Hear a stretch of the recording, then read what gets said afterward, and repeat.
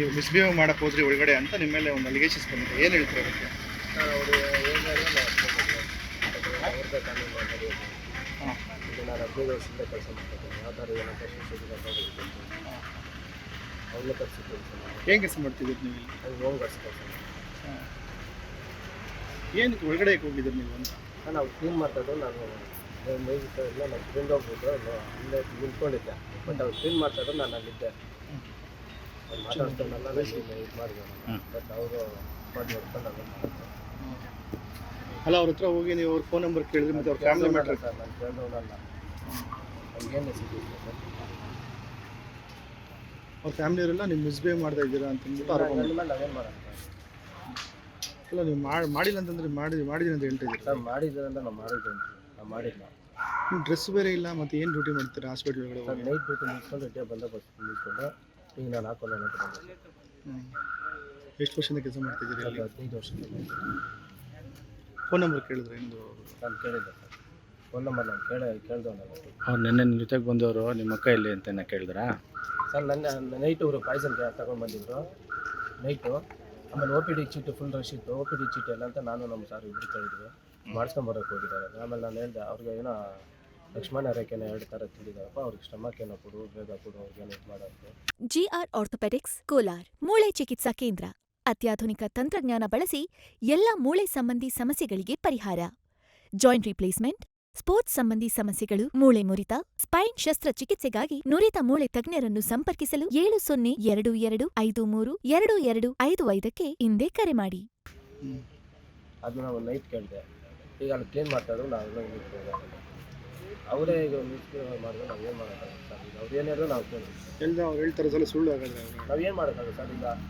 ಈಗ ಹೆಣ್ಮಗು ಹೆಂಗೆ ಎಷ್ಟು ಕೊಟ್ಟರೆ ಅದು ಅವ್ರದ್ದೇ ನಡೆಯೋದು. ಈಗ ನಮ್ಗೇನಿಲ್ಲ ಸರ್. ಅದಕ್ಕೆ ನಾವು ಸೈಲೆಂಟಿಗೆ ಇರ್ತೀವಿ ಸರ್. ನಿಮ್ಮ ಹೆಸರು? ಗೋಪಿ ಅಂತ. ಚಿಕ್ಕಸಾಳ ಒಂದು ಹುಡುಗಿ ಈ ಥರ ಏನೋ ಬೇರೆ ಒಂದು ವಿಚಾರದಲ್ಲಿ ಹಾಸ್ಪಿಟ್ಲಿಗೆ ಬಂದು ಅಡ್ಮಿಟ್ ಆಗಿದ್ರು. ಆಗ ಇಲ್ಲಿಗೆ ಕಾವಲಿಗೆ ಅಂತ ಇರತಕ್ಕಂತಹ ಒಂದು ಹೋಮ್ ಗಾರ್ಡು ಏನು ಮಾಡಬೇಕು, ಅಲ್ಲೆಲ್ಲ ಇರ್ತಕ್ಕಂತಹ ಹಾಸ್ಪಿಟ್ಲ್ ಸಿಬ್ಬಂದಿ ವರ್ಗದವ್ರನ್ನ ಈಚೆ ಕಳಿಸ್ಬಿಟ್ಟು, ನಾನು ನಿಮ್ಮನ್ನು ಚೆನ್ನಾಗಿ ನೋಡ್ಕೋತೀನಿ, ನಿಮ್ಮನ್ನು ಗಂಡನ ಬಿಟ್ಬಿಡಿ, ಅಸಭ್ಯವಾಗಿ ಅವ್ರ ಹತ್ರ ಮಾತಾಡಿದ್ದಾರೆ. ನಮ್ಮ ನಂಬರ್ ಕೊಡು, ಇನ್ನೊಂದು ಮತ್ತೊಂದು ಅಂತ ಎಲ್ಲ ಕೂಡ ಕೇಳಿದ್ದಾರೆ. ಅವರು ನಮ್ಮ ಹತ್ರ ಹೇಳಿ ಈಗ ನಾವು ಅವ್ರ ಮೇಲೆ ಕಂಪ್ಲೇಂಟ್ ಮಾಡೋದಕ್ಕೆ ಅಂತ ಪೊಲೀಸರು ಫೋನ್ ಮಾಡಿದ್ರೆ ಅವರೆಲ್ಲ ಕೂಡ ಬಂದು ನೀವು ಪೊಲೀಸ್ ಸ್ಟೇಷನಲ್ಲಿ ಕಂಪ್ಲೇಂಟ್ ಕೊಡಿ ಅಂತ ಮಾತಾಡ್ತಾ ಇದ್ದಾರೆ. ಬಿಟ್ರೆ ಆ ಹೋಮ್ ಗಾರ್ಡ್ನ ಯಾವುದೇ ರೀತಿಯಾಗಿ ಕೂಡ ವಿಚಾರ ಮಾಡಿಲ್ಲ. ನೋಡಿ ಆ ಕಡೆ ಸ್ವಲ್ಪ ತೋರಿಸಿ, ಅವ್ನು ಎಷ್ಟೊಂದು ರಾಜರೋಷವಾಗಿ ನಿಂತಿದ್ದಾನೆ ಅವನು, ಆಯ್ತಾ? ಯಾವುದೇ ಒಂದು ವಿಚಾರ ಕೂಡ ಮಾಡಿಲ್ಲ. ಒಂದು ಎರಡನೇದಾಗಿ ಏನಂದ್ರೆ, ಕಂಪ್ಲೇಂಟ್ ಕೊಡ್ತಕ್ಕಂತಹ ಒಂದು ಹೆಣ್ಣು ಮಗು ಬಂದು ಹಾಸ್ಪಿಟ್ಲಲ್ಲಿ ಮಲಗಿದ್ದಾರೆ. ಗೌರ್ಮೆಂಟ್ ರೂಲ್ಸ್ ಪ್ರಕಾರ ಕಂಪ್ಲೇಂಟ್ ಕೊಡ್ತಕ್ಕಂಥವ್ರು ಒಂದು ಪೊಲೀಸ್ ಸ್ಟೇಷನ್ ಬರಲಿಲ್ಲ ಅಂದ್ರೆ ಅವರೇ ಬಂದು ಇಲ್ಲಿ ವಿಚಾರಣೆ ಮಾಡಿ ಅವ್ರ ಹತ್ರ ಕಂಪ್ಲೇಂಟ್ ತಗೊಂಡು ಹೋಗ್ಬೇಕು. ಸರ್ ತಗೊಳ್ಳಿ ಅಂತ ಹೇಳಿದ್ರೆ ಅಲ್ಲಿ ಬಂದು ವಿಚಾರಣೆ ಮಾಡ್ಬಿಟ್ಟು, ಸರ್ ನಮ್ಗೆ ಅಥಾರಿಟಿ ಇಲ್ಲ, ಯಾರೋ ಸಿಬ್ಬಂದಿ, ಪೊಲೀಸ್ ಸಿಬ್ಬಂದಿ ಬಂದಿರತಕ್ಕಂಥವ್ರು ಹೇಳ್ತಾ ಇರೋದು ವಿಚಾರ ಏನಂದ್ರೆ, ನಮ್ಗೆ ಅಥಾರಿಟಿ ಇಲ್ಲ, ಮೇಲಧಿಕಾರಿ ಬರಬೇಕು ಅಂತ ಹೇಳ್ತಾ ಇದ್ದಾರೆ. ಅಥಾರಿಟಿ ಇಲ್ಲ ಆದ್ಮೇಲೆ ಅವ್ರು ಇಲ್ಲಿ ಏನಕ್ಕೆ ಬರಬೇಕು? ಇಲ್ಲಿಗೆ ಬಂದು ಅವ್ರು ಮಾತಾಡ್ತಕ್ಕಂಥ ವಿಚಾರ ಏನು, ಆಯ್ತಾ? ಬಂದ ಮೇಲೆ ಅನ್ಯಾಯ ಆಗಿರ್ತಕ್ಕಂಥ ಹುಡುಗಿ ಹತ್ರ ಕಂಪ್ಲೇಂಟ್ ತಗೋಬೇಕು, FIR ಮಾಡಬೇಕು, ಅವ್ನಿಗೆ ಕರ್ಕೊಂಡು ಹೋಗಿ ವಿಚಾರಣೆ ಮಾಡಬೇಕು. ಇದು ಮಾಡೋದು ಬಿಟ್ಬಿಟ್ಟು ಅವ್ರನ್ನ ಒಂದೇ ಒಂದು ವಿಚಾರ ಕೂಡ ಅವ್ರನ್ನ ಕೇಳಿಲ್ಲ. ನಮ್ಮ ಮೇಲೆ ದಬ್ಬಾಳಿಕೆ ಮಾಡ್ತಾ ಇದ್ದಾರೆ. ನಿಮ್ಗೆ ಅಷ್ಟು ಇದಿದ್ರೆ ನೀವು ಬಂದು ಕಂಪ್ಲೇಂಟ್ ಕೊಡಿ ಅಂತ ಹೇಳಿ ನಮ್ಮ ಪಬ್ಲಿಕ್ ಮೇಲೆ ಆಗಿರ್ಬೋದು, ಇಲ್ಲಿ ಅನ್ಯಾಯ ಆಗಿರ್ತಕ್ಕಂಥ ಹುಡುಗಿರ ಅಣ್ಣ ತಮ್ಮಂದರಾಗಿರ್ಬೋದು, ಬಂಧುಗಳಾಗಿರ್ಬೋದು, ಅವ್ರ ಮೇಲೆ ಒಂದು ದಬ್ಬಾಳಿಕೆ ಮಾಡ್ತಾ ಇದ್ದಾರೆ ಪೊಲೀಸ್ ಇಲಾಖೆಯವರು, ಆಯ್ತಾ? ಇಲ್ಲಿಗೆ ಬಂದು ಯಾರೇ ಆಗಿರಲಿ ಅವ್ರ ಹತ್ರ ವಿಚಾರಣೆ ಮಾಡಿ ಪೊಲೀಸ್ ಕಂಪ್ಲೇಂಟ್ FIR ತಗೊಂಡಾಗಿರ್ಬೋದು, ಕಂಪ್ಲೇಂಟ್ ತಗೊಂಡಾಗಿರ್ಬೋದು, ಏನು ವಿಚಾರಣೆ ಅವ್ರನ್ನ ಮಾಡ್ತಾ ಇಲ್ಲ. ರೋಜಾರೋಷವಾಗಿ ಅವರು ನಿಂತಿದ್ದಾರೆ. ಈ ಸಿಬ್ಬಂದಿಯವರು ಯಾರು ಕೂಡ ಬಂದಿಲ್ಲ. ನಮ್ಗೆ ಅನ್ಯಾಯ ಆಗಿದೆ. ಈ ಅನ್ಯಾಯಕ್ಕೆ ಪೊಲೀಸ್ ಸಿಬ್ಬಂದಿ ಇಲ್ಲಿಗೆ ಬರಬೇಕು, ಕಂಪ್ಲೇಂಟ್ ತಗೋಬೇಕು, ಅವ್ರಿಗೆ ಏನೋ ಒಂದು ಶಿಕ್ಷೆಯನ್ನು ಕೊಡಬೇಕು. ಇದೇ ವಿಚಾರ. ಅವ್ರಿಗೆ ಶಿಕ್ಷೆ ಕೊಡೋವರೆಗೂ ನಾವು ಇಲ್ಲೇ ನಿಂತಿರ್ತೀವಿ. ಅದು ಬೆಳಗ್ಗೆ ಆಗಿರ್ಬೋದು, ನಾಳೆ ಆಗಿರ್ಬೋದು. ಈ ವಿಚಾರ ಇಷ್ಟ ಸರ್. ಅವ್ರು ಬರಬೇಕು, ನಮ್ಗೆ ನ್ಯಾಯ ಕೊಡಿಸ್ಬೇಕು. ಆಕೆ ಹೆಣ್ಮಗಳು ಇಲ್ಲೇ ಇದ್ದಾಳೆ.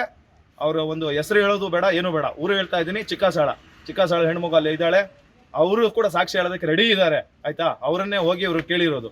ಇಂತಹ ಬೇರೆ ಮಾತುಗಳು ಮಾತಾಡಬಾರ್ದು, ಅನ್ಯಥ ಮಾತುಗಳು, ಅವಾಚ್ಯ ಶಬ್ದಗಳು ಬಳಸಬಾರ್ದು. ಅಂತಹ ನನ್ನ ಮಕ್ಕಳನ್ನೆಲ್ಲ ಕರ್ಕೊಂಡ್ಬಂದು ಇಲ್ಲಿ ನಿಲ್ಲಿಸೋದು ಸಿಬ್ಬಂದಿಗಾಗಿರ್ಬೋದು ಅಥವಾ ಗೌರ್ಮೆಂಟ್ಗಾಗಿರ್ಬೋದು ತುಂಬ ಅನ್ಯಾಯ. ಇನ್ನೊಂದು ವಿಚಾರ ಏನಂದ್ರೆ, ಅವ್ನು ಹೇಳ್ತಾ ಇದ್ದಾನೆ ನಾನು ಡ್ಯೂಟಿ ಮಾಡಕ್ಕೆ ಬಂದಿದ್ದೀನಿ ಅಂತ. ಡ್ಯೂಟಿ ಮಾಡಕ್ಕೆ ಬರೋನು ಡ್ರೆಸ್ಸಲ್ಲಿ ಬರ್ಬೇಕು ಸರ್. ಡ್ರೆಸ್ ಕೋಡ್ ಇರುತ್ತೆ, ಡ್ರೆಸ್ಸಲ್ಲಿ ಬರಬೇಕು. ಸಿವಿಲ್ ಡ್ರೆಸ್ಸಲ್ಲಿ ಬಂದಿದ್ದಾನೆ, ID ಕಾರ್ಡ್ ಇಲ್ಲ, ಇನ್ನೊಂದಿಲ್ಲ, ಮತ್ತೊಂದಿಲ್ಲ. ಮತ್ತೆ ಅದನ್ನು ಕೇಳಿದಕ್ಕೆ ನಿನ್ನ ಹತ್ರ ಏನಿಲ್ಲ ಅಂದರೆ, ನಾವು ಒಂದು ಇದನ್ನೆಲ್ಲ ಹೊರಗಡೆ ಬಿಡಬೇಡಿ ಅನ್ನೋಕ್ಕಂತ ಮಾತುಗಳು ಕೂಡ ಆಡಿದಾನ ಅವನು. ನಮ್ ಸಮುದಾಯ ಎಲ್ಲ ಒಂದು, ನಮ್ಮ ಸಮುದಾಯ ನಾವು ಆ ಕಡೆ ಹೋಗೋಣ, ಮಾತಾಡೋಣ. ದೊಡ್ಡವರ ಮಾತು ಕೂಡ ಹೇಳೋದು ಬೇಡ ಆಯ್ತಾ, ದೊಡ್ಡವರು ಕೂಡ ಹೇಳೋದು ಬೇಡ. ಸಮುದಾಯ ನಮ್ದು ಸಮುದಾಯ ಒಂದು ಅಂತ ಕೂಡ ಹೇಳಿದ್ದಾರೆ. ಅವ್ರ ಹೆಸರು ಕೂಡ ಹೇಳಿದ್ರೆ ಅವ್ರಿಗೆ ಹೆಸರಿಗೆ ಅವಮಾನ ಆಗುತ್ತೆ, ಅವ್ರು ದೊಡ್ಡ ವ್ಯಕ್ತಿಗಳು ಆಯ್ತಾ ಅಂತ. ನಮ್ಮ ಸಮುದಾಯ ಒಂದು ಅಂತ ಹೇಳಿ ಅವರಿಗೆ ಸಮುದಾಯಕ್ಕೆ ಒಂದು ಕೆಟ್ಟ ಹೆಸರನ್ನು ತರೋದಕ್ಕೆ ಅವ್ರು ರೆಡಿ ಆಗಿದ್ದಾರೆ.